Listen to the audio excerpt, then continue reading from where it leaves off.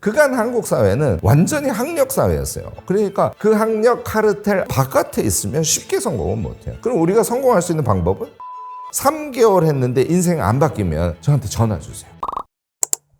안녕하세요. 지식인사이드 구독자 여러분. 저는 김 교수의 세 가지라는 유튜브를 운영하는 크리에이터이기도 하고요. 최근엔 파서블이라는 책 내서 기록학자 김익환이라는 거 끝까지 기억해 주시기 바랍니다.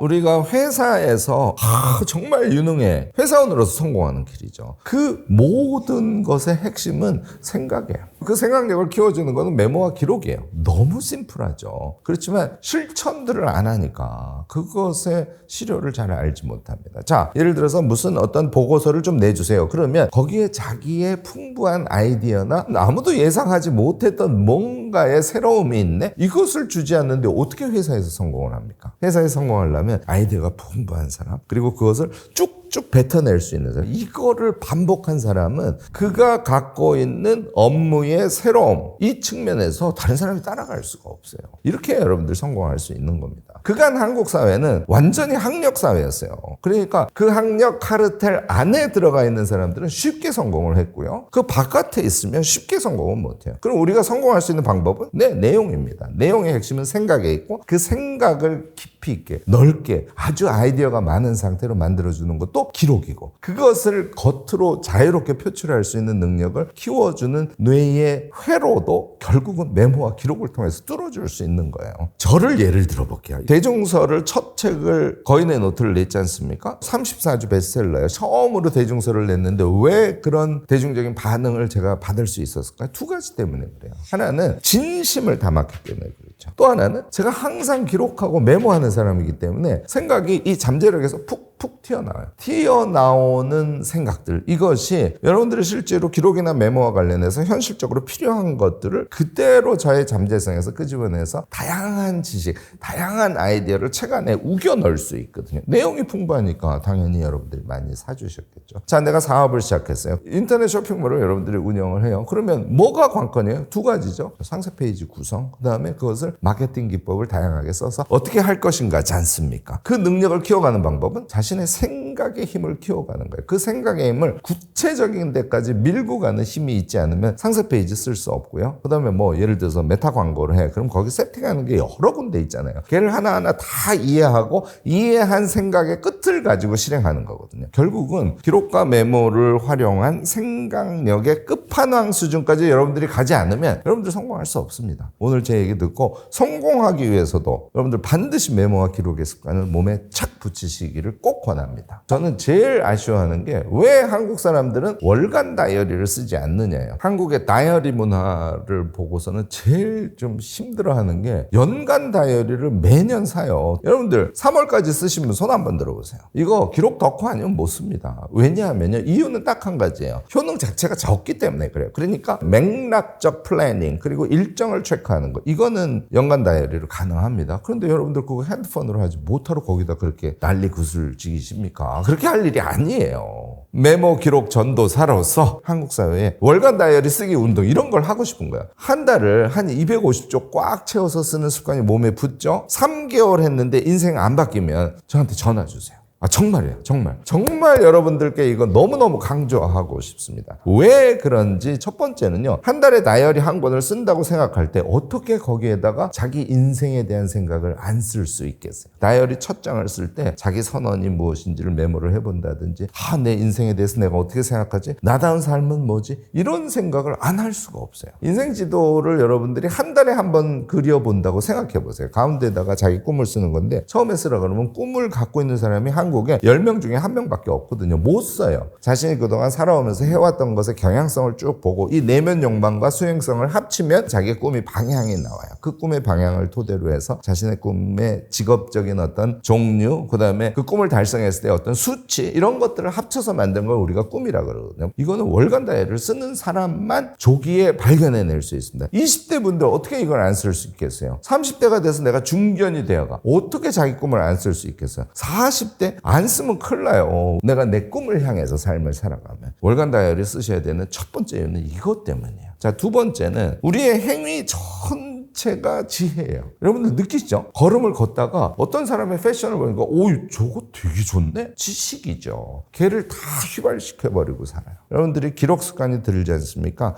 이거 너무 좋아 하고 메모한 것만 합쳐도 하루에 4쪽 이상을 쓰시게 돼요. 이게 몸에 붙으면 어떻게 될까요, 여러분들? 우리가 경험하는 모든 현상이 뭐가 된다고요? 선생님. 왜냐하면 거기에서 내가 배운 것을 기록이라는 형태로 내 안에 우겨넣는 행위를 여러분들은 매 순간 하니까. 이렇게 하는데 어떻게 유능하고 풍요로운 사람이 안 되겠어요? 제가 월간 다이어리를 월 단위로 꼭 쓰셔야 된다고 강조하는 이유, 요 2가지만 우선 강조합니다.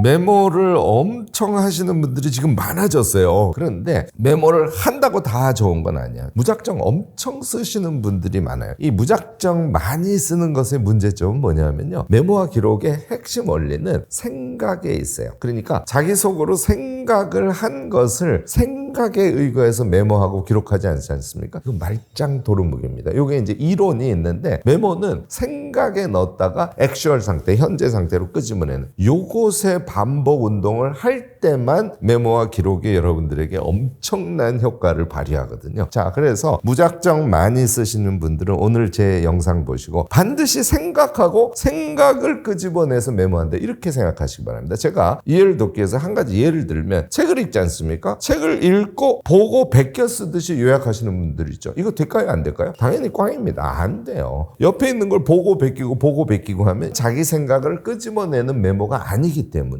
글씨체 조금 좋아지는 것 이외에는 크게 도움이 되지 않는다는 거죠. 조금 잘못된 메모 한 가지만 더 예를 들면 이 꾸미기형이 있어요. 이거 메모 덕후 같은 분들이에요. 표시를 굉장히 다양하게 하고 막 색감을 집어넣고 스티커 붙이고 이렇게 하시는 분들 계십니다. 여기에 문제는 너무 적다는 거예요. 여러분들 1년에 한 번 쓰면 360쪽 되는 다이어리를 쓴다 그래도 하루에 한 쪽이잖아요. 그렇게 해서는 안 됩니다. 여러분들 하루에 적어도 5쪽, 6쪽 정도는 메모를 하셔야 되거든요. 이 경우에는 어떤 현상이 발생하냐면 조금 형식화됩니다. 적게 쓰기 때문에 생각을 하고 그것을 쓰는 건 맞아요. 그런데 얘가 형식화되면 매일매일 패턴이 비슷해요. 그러면 그거를 더 예쁘게 꾸미기만 하고 결국은 인스타에 올리고 남에게 보여주고 하는 용도로 사용을 하게 된다는 것이죠. 그래서 많이 쓰는 것도 병이지만 적게 쓰고 너무 꾸미는 것도 병이다. 이 2가지를 합쳐보자고요. 어떤 사람은 베끼듯이 왕창 쓰는데 거기에다 스티커도 붙이고 요란하게 꾸며. 그럼 시간이 어떻게 될까요? 당연히 왕창 들죠. 메모는 시간을 많이 들여서는 안 돼요. 메모의 원천은 생각이기 때문에 메모하는 데 시간을 들이는 것이 아니라 메모가 생각을 더 풍요롭게 만들어주고 그 자기의 생각을 끄집어내서 그것을 실천의 어떤 방법이 되건 실천의 지침이 되건 이런 것들을 사용하기 위해서 메모를 하는 거지 않습니까? 생각에 더 많은 시간을 들이고 메모에는 적은 시간을 들이려고 노력을 해야 됩니다. 우리 플래너 그러면 제가 그냥 직접 얘기할게요. 고등학교 때 메가 스터디 플래너를 쓰신 분들이 너무 많으세요. 시간 쓰고 과제 쓰고 시간 쓰고 과제 쓰고 이 플래닝 방법은 고등학교 때 메가 플래너로 끝내세요. 절대로 인생을 그렇게 사셔는 안 됩니다. 플랜이라는 건 시간 계획일까요? 아니에요. 시간을 어느 정도 배분하는 정도의 개념이지 플래닝을 한다는 건 주간 단위도 결국은 그 주의 핵심적인 일과 그것을 어느 정도의 시간 단위로 내가 할 것인지 그것의 핵심 성공 요인 같은 건 무엇이지? 하는 것을 큰 틀에서 생각하고 일주일에 자신의 삶에 좋다를 하는 것이다. 자, 일주일은 여러분들이 익숙하지 않으실 거예요. 그런데 하루는 여러분들이 익숙해요. 이걸 잘못하시는 분들이 너무 많아서 아침에 계획을 세우라 그러면 2가지 현상이 일어납니다. 하루 세우고 하루 잊어버리고 하루 세우고 하루 잊어버리고 계획을 세우는 게 습관이 안 된 거예요. 그거는 계획이 작동해서 효과를 못 느끼기 때문에 그런 겁니다. 그 다음에 2번째는 계획을 세우라 그랬더니 8시부터 8시 반까지 뭐하고 8시 반부터 9시 반까지 뭐하고 9시 반부터 10시까지 뭐하고 이렇게 쓰시는 분들이 계세요. 자, 점심때가 되면 여러분들 어떤 현상이 생길까요? 난 안 돼. 자괴감. 왜냐하면 시간을 빼곡하게 해서 자기를 거기에다 결박시켜 버렸으니까. 무엇을 하리라고 생각할 때는 사람이 그거는 본성이에요. 욕심이 생기니까 당연히 과하게 짜게 돼요. 그래서 제가 권하는 것은 오전은 중요한 시기예요. 응축 압축된 시간입니다. 오전에 뭔가 일이 잘 되죠. 오전에 여러분들 가서 메일 체크하고 CS 업무하고 이거 큰일 납니다. 걔는 졸리는 오후에만 하셔야 돼요. 그래서 오전에는 자기의 핵심 업무 같은 걸 해주시는 게 좋아요. 그래서 2개 정도를 제가 권해요. 하나도 오케이입니다. 오후에 시간이 엄청 많잖아요. 1시부터 6시까지 무려 5시간이니까 3개, 4개의 과제를 택하시는 분들이 계신데 이거 안 돼요. 오후에는 한 가지만 하세요. 졸릴 땐 졸아야 되고 시간이 얘는 루즈하게 지나가는 그런 때입니다. 그러니까 근무 시간에도 자기 업무와 관련된 책도 좀 보시고 이렇게 해서 시간을 보내시고 저녁은 엄청 중요하죠. 왜? 자기의 성장을 위한 정말 소중한 시간이에요. 그래서 제가 최대 5개 정도의 그날의 핵심 과제만 설정을 하세요. 이렇게 권합니다. 저는 3개 정도 할 때도 되게 많아요. 이렇게 하면 오늘의 나의 핵심적인 일은 얘지. 얘가 머릿속에 잔상으로 남아있는. 그런데 플래닝 할 때 CSF라는 거 엄청 강조해요. 핵심 성공 요인이라는 뜻이에요. 내가 오늘 그 사람이랑 만나는 것이 핵심이야. 그를 만났을 때 상품 얘기는 절대로 하지 말고 안부를 하고 가족 이야기를 조금 나눠야죠. 아마 그렇게 해야 다음 주에 내가 그 사람한테 물건을 팔 수 있을 거야. 이런 생각을 하는 걸 CSF라고 그래요. 그러면 CSF에다가 물건 얘기하지 않기, 가족 안부 이렇게 메모를 해두시는 거죠. 이해하셨죠? 이런 것을 플래닝이라고 그래요. 여러분들 매일매일 이런 플래닝을 하시지 않습니까? 어떠세요? 365일을 그렇게 사는데 어떻게 성공을 안 할 수 있겠어요? 플래닝은 아주 중요합니다. 한 달은 상상의 단위라고 얘기합니다. 한 달 단위는 구체적인 계획보다는 상상을 많이 해주셔야 돼요. 내 인생에서 이것이 나의 꿈이자 목표지. 그러면 그거 관련해서 내가 최근에 어떤 종류의 큰 틀의 과제를 해야지. 이렇게 생각을 하시면서 그 과제를 달성했을 때 자신의 멋진 모습을 머릿속으로 계속 상상해 주시는 거. 이게 여러분들 매월 월말에 하셔야 돼요. 이게 한 달의 의미입니다. 자, 그러면 일주일은 뭘까요? 자기가 상상한 것을 구체적으로 실행할 때요. 이걸 이제 선형 계획이라고 칭하는데 매일매일 하는 거는 점처럼 폭폭 찍는 느낌이잖아요. 그런데 이게 일주일이 되지 않습니까? 얘가 선으로 이어져요. 그래서 프로젝트 같아집니다. 그런데 일주일 플랜은 어디에 연결돼 있다고요? 한 달의 상상에 연결돼 있잖아요. 그러니까 실제로는 꿈을 실현할 수 있는 플래닝을 하는 단위가 일주일이다. 이렇게 생각하시는 게 엄청 중요합니다. 아이고 교수님 나는 직장 생활하고 꿈은 딴 데 있는데요. 물론 그래요. 우리 대부분 그렇게 삽니다. 제가 그래서 직장 생활을 할 때도 병행의 삶을 엄청 중요시 하잖아요. 생존을 위해서 열심히 직장 생활 하시고 자기의 꿈도 놓치지 않고 간다고. 어떻게 하면 일주일 계획에 자신의 꿈과 관련된 거를 한 꼭지라도 계획 속에 넣어두면 어떻게 될까요? 그 꿈을 잃지 않도록 하는 일주일의 자신의 실행에 의해서 다른 직장 생활 기타 등등도 조금씩 기쁘게 해낼 수 있는 거예요. 일주일의 계획은 변화가 확실히 느껴져요. 시작점과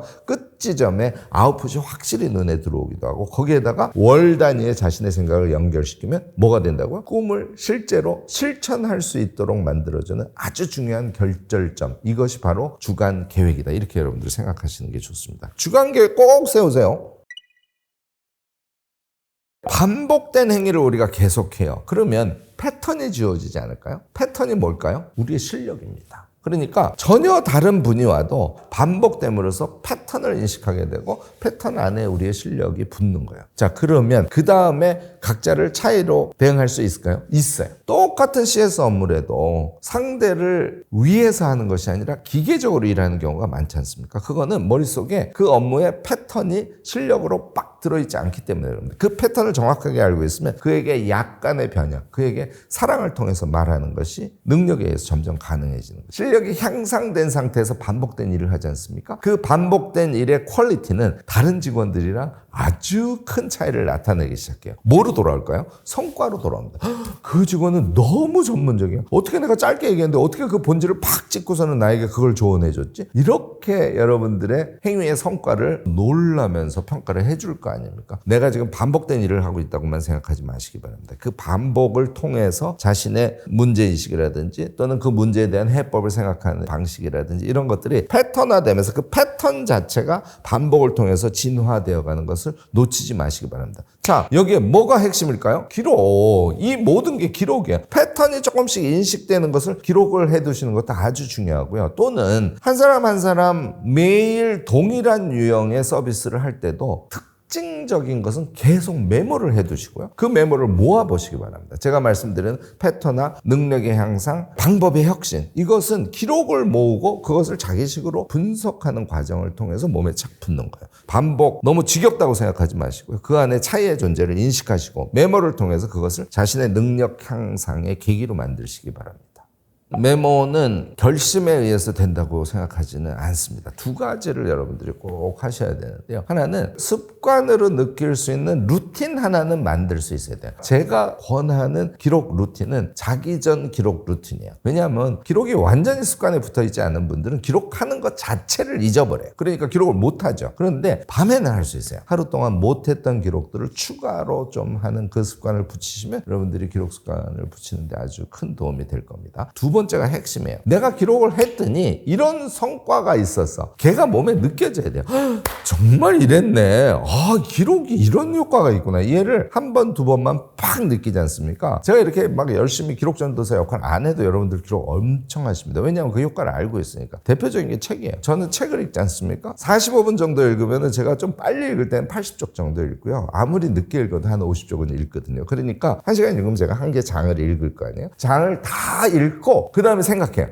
요게 핵심이네? 이렇게 생각하고 그때부터 메모합니다. 내 식으로 재해석해서 메모를 쓰니까. 많이 걸리면 5분, 적게 걸리면 2분이면 50쪽 책 읽은 것을 메모를 한답니다. 자, 300쪽을 다 읽었어요. 6시간 걸려서 읽었겠죠? 5줄 정도씩 메모를 했다고 칩시다. 그러면 총 메모 길이는 얼마? 30줄 정도 되잖아요. 전체 맥락이 정확하게 제 안에 들은 상태에서 30줄 메모된 것은 머리로 생각하고 말로 외워서 할 수 있겠어요? 없겠어요? 말로 외워서 할 수 있습니다. 이게 메모의 핵심이에요. 이거요, 완전히 미쳐버립니다. 내가 이런 능력을 갖고 싶다는 말이야? 여태까지 내가 왜 책을 이렇게 안 읽었지? 엄청 후회감이 오면서 기록과 메모의 효능을 정확하게 느끼게 돼요. 제가 제일 권하는 것은 한 줄 기록이에요. 무엇인가 할 때 시간만 나면 앉아서 기억해서 쓰기도 하고, 뭐가 끝났는데 내가 앉아서 한 줄 기록을 써야지 하는 걸 기억해서 그 자리에서 바로 썼어요. 너무 잘하신 거죠. 밤에는 기록을 한번 하는 그 루틴은 반드시 붙이라 그랬지 않습니까? 그때 안 쓴 거는 추가해서 쓰시면 돼요. 자, 그래서 하루에 한 20개 정도가 쓰여져 있어요. 어떻게 하시냐면요, 걔를 앞에서부터 쭉 보십니다. 제가 장담컨대 실실 웃어요. 왜? 자기가 기특한 것만 보이거든. 기록을 안 하고 머릿속으로 상상하시지 않습니까? 자기가 잘못한 거, 아쉬운 것만 떠오릅니다. 근데 하루에 한 줄 기록을 쭉 하고 그걸 밤에 보지 않습니까? 빙긋이 웃어요. 자기를 칭찬하게 돼요. 그 다음에 여러분들이 하실 것은 하루를 영화 보듯이 쭉 그려보는 거예요. 자, 이거를 해서 한 사흘 했더니 점심 먹으러 걸어가는데 내가 아침부터 점심 먹으러 갈 때까지 무엇을 했는지가 영화 보듯이 막 떠오르기 시작했어요. 이거 살짝 미칩니다. 나는 소모적인 일상을 살던 사람이거든. 근데 내가 점심 먹으러 갈 때 이렇게 기억이 생생하게 난단 말이야. 엄청 놀랄 겁니다. 그 놀라는 경험을 하고는 그 다음에는 기록을 안 하고 배길 수가 없어요. 자, 다시 정리합니다. 잘 때 한 번씩 하시면은 그게 루틴이 돼서 여러분들이 잘 못해왔던 기록들을 좀 추가적으로 할 수 있게 되고, 제일 강조하는 거는 무엇인가를 하고 한 줄 기록을 계속 쓰고 그걸 가지고 생각을 쭉 되뇌어보는, 이거 하시면 효과가 금방 나오기 때문에 여러분들 기록 습관 몸에 붙이실 수 있게 될 겁니다.